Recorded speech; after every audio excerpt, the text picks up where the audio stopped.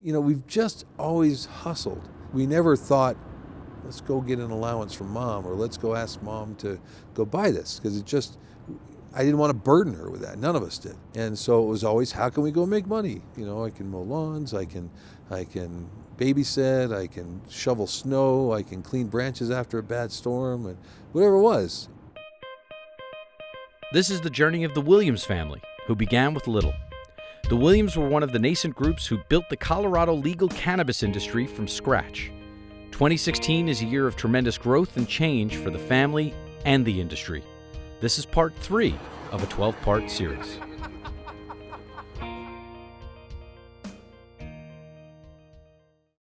Sally's been the leader of the kids de facto for a long time. So she was always trying to be the sensible one. As we were trying to burn the house down, she was trying to keep us from doing that. First off, there's a very specific story that came up with Andy Williams on his episode, as we call it. Okay. And this was the forest fire, if you will. We were playing around in the forest, which was maybe 100 yards, it might have been 20 yards because I was younger, away from the house, and playing with a friend that was in the trailer next to us, and we had a book of matches. And so we were out there, we got a book of matches, and I was having fun teaching my little brother how to light matches. Yeah. And my memory does put the blame directly on Pete. Right. Whether it happened that way or not, I don't know. And we were playing with matches, Andy showing me how to light a match for the first time. So much fun. You start lighting them individual ones, then you light half a pack of them, and you light the whole bag, and it's taking an evolution of going up and burning things. And so it was my job to go get more matches, and they were up in the upper shelf. I had to pull a chair, get up on the counter, get a handful of matchbooks, go back out, and we'd play more, and go back and say, Mom, I gotta go to the bathroom. And so it was like 3 or 4 times I had to go to the bathroom. Got a bunch of matches out there. The last thing we did was rip all the matches out and line them end to end in a circle in the leaves. And we lit the end, and we were gonna watch them light together. And that got out of control pretty quickly. We were stomping on it for I don't know how long, just a few seconds, and we just took off running. I just remember him and me stacking up a bunch of sticks and lighting it and just kind of standing back and, in wonder at our power to make this fire. And it quickly spread. How old were you guys at the time? I was 6, I think, which meant he was 4. Okay. And You're describing it as though you are mini cavemen, that's about what we were. Like first fire good, and then the Frankenstein fire bad. That's right. I've always been in charge of them to some degree, yeah, because my mom was working. I was the oldest, so naturally I fell into that position. So I always had to sort of keep a tight ship, right? So I had to make sure people weren't smoking in the basement, or there weren't guys hanging out in the house with my sister, or whatever it was. It was just always a matter of control. I definitely am an action speaks louder than words kind of girl, and once you're in that inner circle with me, then you're good, and I will defend you, and I will make everything right for you as much as I can. But it takes a lot to get in there, and I don't know if it's trust or I don't know what it is, but I don't have the bandwidth to have all those family members. Family's exhausting, so I gotta limit my scope. But no, I do think, we have a great team at Medicine Man. I really care a lot about every single employee. I try to communicate and know something about their lives because they matter to me and they're doing good things for me. So yes, they are my family. It's just a different type of family. I don't know if it's a military background or upbringing, but I don't like when there's people outside my door just shooting the breeze, right? I think I'm paying you right now, and you guys have been hanging out there for half an hour talking about the pool or whatever it is, so get to work. I'm fair, but I also have high expectations of everyone that works for me. And so I heard a few things about your high school career. Oh gosh. And it's an odd combination. All 3 are an odd combination. So homecoming queen, is that true? Prom queen. There's a difference. Oh, excuse me. Prom queen is different than homecoming queen. I apologize. I don't know, yeah. Yeah. Head cheerleader, is that right? Yeah. Okay. And then valedictorian is the one that we weren't expecting. No, after that those is two. an extrapolation. I was, I think, 3rd or 4th in my class. Okay. And I was senior class president. They left that off. Oh, see that? Look at that. Here's a leader. Yeah, I don't know. I've thought about that before. I've just always had this need to do better.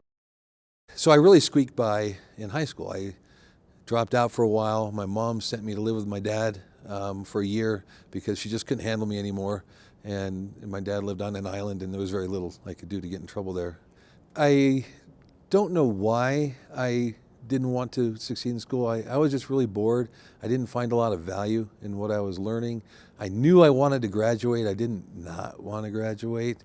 But then I was working construction. I was working really tough construction, really hard laborer's work. And I remember thinking, I don't want to do this the rest of my life. And so I decided that my only option was to join the Army. I don't even remember what I went into college studying. I spent one traditional year at CSU and then did not like that at all. And then realized this isn't going to work. And so I just came back home and went to CU. But I don't remember when I made the transition to chemistry, but that had always come easily to me in high school. The whole time, though, it was self-funded, so I was paying for this. And so I had to find a job that would support me during school. There was an advertisement for a local pharmaceutical company near my house that I could ride my bike to if I needed to, and they needed a chemist. So I'm like, oh, I've had chemistry classes. So I go in. I think I was all of 18 or maybe 19. I'm like, hey, I'm here. You want to hire me? And anyway, I got the job. The recruiter comes to my house at 4 a.m. I guess they don't want me to skip out. And they send me out. My mom and Richard, my stepfather, send me off with the recruiter. He drives me to the in-processing station, and you go through a series of exams and whatnot, and you end up in a circle with a bunch of guys bending over with someone sticking their finger up your butt. Literally. So then I'm flying and get there. Now I'm on a bus with all these other recruits, and it's 2 a.m. So it's been from 4 a.m. to 2 a.m., dead tired. And you get off the bus and you're greeted by the drill sergeants. Come on, ladies, line up. We're going to do a little bit of marching today. And so you're standing there in line. They march us around. We do push-ups and do all kinds of stuff. You're pretty miserable, and you're scared. You're away from home. And we're lining up, and it's about time to go to bed. And I remember the drill sergeant saying, any of you pansies want to go home to your mama right now, just step forward and we'll send you home right away. And I remember thinking, that sounds pretty good. And then my mom's voice comes chirping in afterwards. Andy, you're a quitter. You're always going to be a quitter. I knew I didn't want to be a failure in life, but I sure didn't want to work for something at the time. I tell you, the Army gave me that discipline. They certainly did.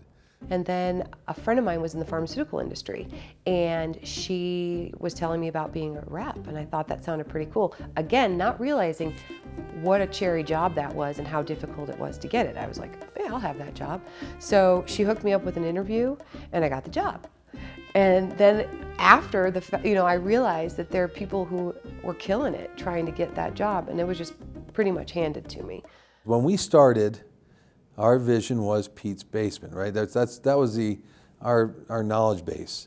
And so instead of having a vision of what the warehouse could be based on, experience and know-how to produce marijuana industrially, we had a home grow to base that on. And so we took his home grow and we blew it up to a warehouse level, which failed miserably. So many bad things happened. I'll never forget. It's the scariest it's ever been for me in a business. Mom's money's on the line, and I get a call from Pete saying our first crop is going to fail. And as I'm working my other job, and I just felt my whole body collapse inward, just like wanting to go into panic mode. And I said, well, what can we do? And he said, well, we can take these plants and we can transplant them from this ebb and flow system we have right now into a soil and see if they live. And so we did. We took the plants out of that medium, we cleaned them, we gave them a bath in hydrogen peroxide, and we planted them in soil. It took us all night to do it. It was just me, Pete, and Frank. The crop lived. I'm sure it took some damage and we didn't get the optimal crop, but it lived. And we have a great picture of Mom laying on her side on this 30 pounds of marijuana, whatever it was. It's one of my favorite pictures. So, at a certain point, you kind of went home and raised the kids. Your division was dissolved, if you will. And then all of a sudden, Uncle Andy, Uncle Pete come knocking at the door. Yeah. And they want you to work with them. Is that how it happened?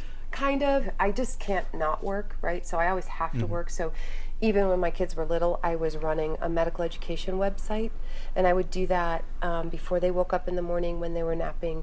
and when they were sleeping. So I was able to run this online education resource for physicians. And at the same time, my husband and I were amateur real estate flippers. So I didn't give up my drive to be successful just because I was a mom. I just did it, when they were sleeping for the most part.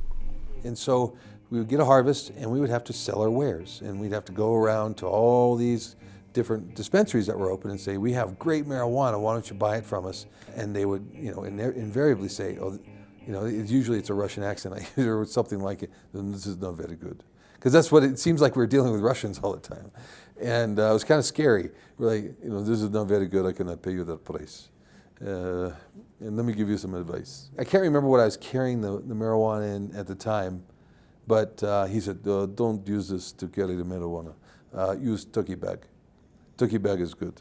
And so I remember going to the store and buying, it was midsummer, and buying all the turkey bags that they had.